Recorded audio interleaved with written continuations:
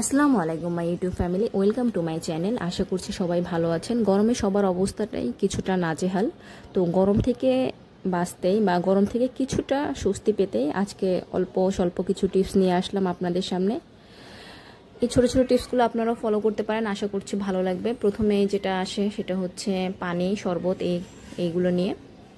তো অবশ্যই চেষ্টা করবেন বাসায় বানানো শরবত খাওয়ার জন্য। বাইরের রাস্তার পাশে বিভিন্ন শরবত অ্যাভয়েড করবেন, কারণ গরমে এমনিতেই অসুস্থতার প্রবণতাটা বেশি থাকে।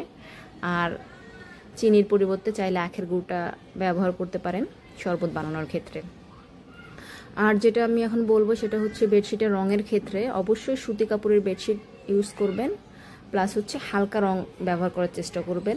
আর জানালার পর্দার ক্ষেত্রে বলবো এটাও হালকা রং আর সুতি ভারী কাপড়ের পর্দাগুলো ইউজ করলে আমার মতে কিছুটা স্বস্তি পাওয়া যায় আর কি।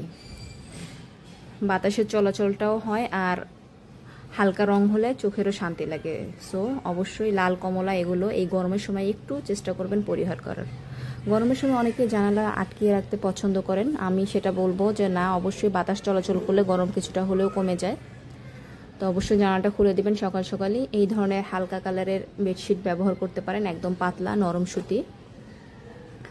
আর যেগুলো বেডশিট দেখা যায় অনেকদিন ইউজ করা হয়ে গিয়েছে সেগুলোই কিছুটা নরম হয়, সো গরমে সেগুলো আবার নতুন করে বের করে ব্যবহার করবেন, আশা করছি কিছুটা স্বস্তি পাবেন। আর সুতি ভারী হালকা কালারের পর্দা, জানালার পর্দা ব্যবহার করবেন। ঘরের দরজা জানালা অবশ্যই খোলা রাখবেন। আর রোদ যেহেতু সরাসরি যাতে রোদ না আসে তার জন্য পর্দা টেনে দিতে পারেন, বাট একটু আলো বাতাস যাতে চলাচল করে সে ব্যাপারে অবশ্যই খেয়াল রাখবেন। বাসার ফ্যানগুলো অবশ্যই প্রতি সপ্তাহে একটু মুছে রাখবেন, কারণ ফ্যানে ময়লা পড়ার কারণে অনেক সময় বাতাসটা কম লাগে। আর যেহেতু গরমের পরিমাণ খুব বেশি, যাদের বাসায় এসি আছে তাদের কথা আমি বলতে পারবো না, যাদের এসি নেই ফ্যান ইউজ করেন তাদের কথা আমি বলছি। ফ্যানটা অবশ্যই পরিষ্কার করবেন প্রতি সপ্তাহে।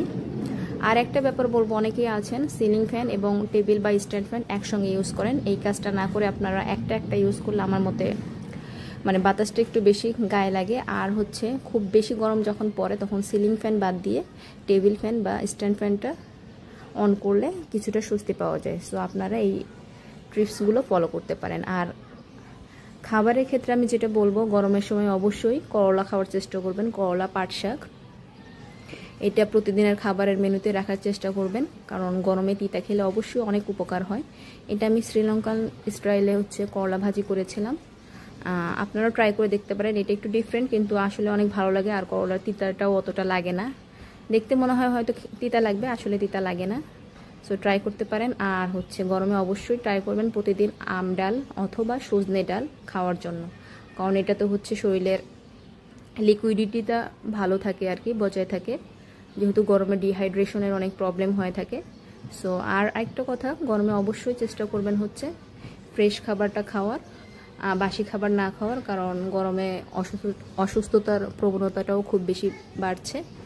আর পানি খাওয়ার ক্ষেত্রে আমি যেটা বলবো, অনেকে হচ্ছে ডিরেক্ট ফ্রিজ থেকে পানি বের করে খান, তো এটা না করে চেষ্টা করবেন হাফ হাফ করে মিশিয়ে খেতে। হয়তো অতটা বেশি ঠান্ডা লাগবে না, বাট এটাতে আপনার খুবই ভালো উপকার হবে। এই তো আজকের মতো এই পর্যন্তই, ভালো থাকবেন।